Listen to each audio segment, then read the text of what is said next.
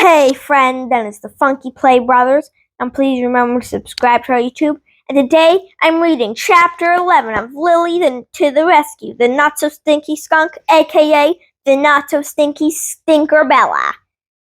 So, let's read Chapter 11, because it's made by w.Bruce. Now let's read Chapter 11. 11. Every day at work, Maggie Rose would let me into the skunk's kennel. My girl called the skunk Stinkerbell, so I knew that was the skunk's name. People always know names even before the animals themselves do. I didn't know. I was Lily until Maggie Rose told me. Inside the kennel was the skunk's crate. The door was open. Stinkerbella seemed curious about me, but not enough to come out right away. Sometimes she sniffed out the open door, watching me. Cassie was often in the kennel too. She finally crept out of her small crate one morning, eyeing me carefully. She waddled over to her food bowl and poked her nose into it. There was a lot of different things in that bowl, some soft meat, pieces of broccoli, and chunks of apple. She didn't like the apples or the broccoli. I didn't see what Stinkerbell saw in them, but Cassie seemed to enjoy them. We would sometimes take one and peck at it until it was gone. I treated Stinkerbell as I would a very scared kitten and just let her become used to me being there. She seemed afraid of me, but was always very interested in Cassie, and maybe they liked each other because they were each a deep, glossy black with shiny black eyes. Friends play with each other a lot, and different friends play different games with other dogs. I might play get the ball first or steal a stick. Cats were pretty good at chase me. Sometimes we played wrestling. Cassie and I played sit on Lily's head a lot. The skunk, though, I tried bringing a ball into the kennel with me, but she was unimpressed. I shook Craig's old socks and she just stared at me.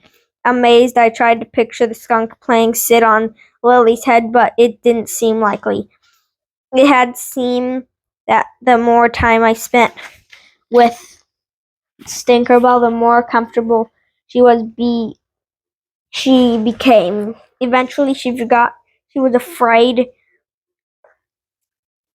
and would sniff me all over and sniff all over the kennel and even went up to Cassie to sniff. Cassie didn't sniff back. Crows just don't seem to be interested in that sort of thing. Then Stinkerbell curled up on her bed, so I curled up with her. I thought Maggie Rose should let Brewster in to sleep with us. Aww. I have good news, Dad said at breakfast one morning. I was crouched by Brian's chair because Brian is most likely to drop a piece of food on the floor.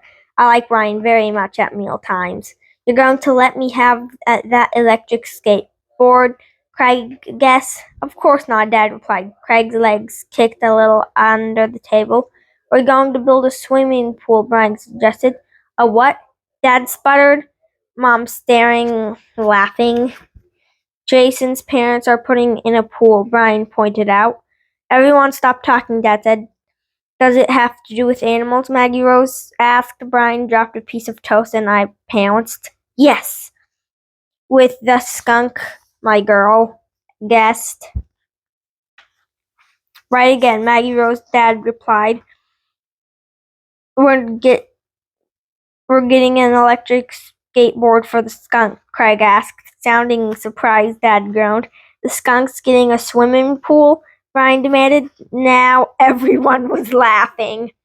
No thanks for great ideas, but we're taking the skunk to a wildlife sanctuary, Dad went on.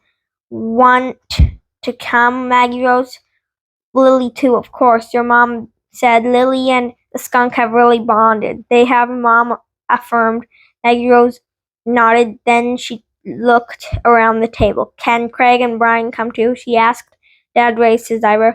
Nice to think of the boys, Maggie Rose, he said. Isn't it you two? Do you guys want to come? Sure, Craig said. You did good helping to save it.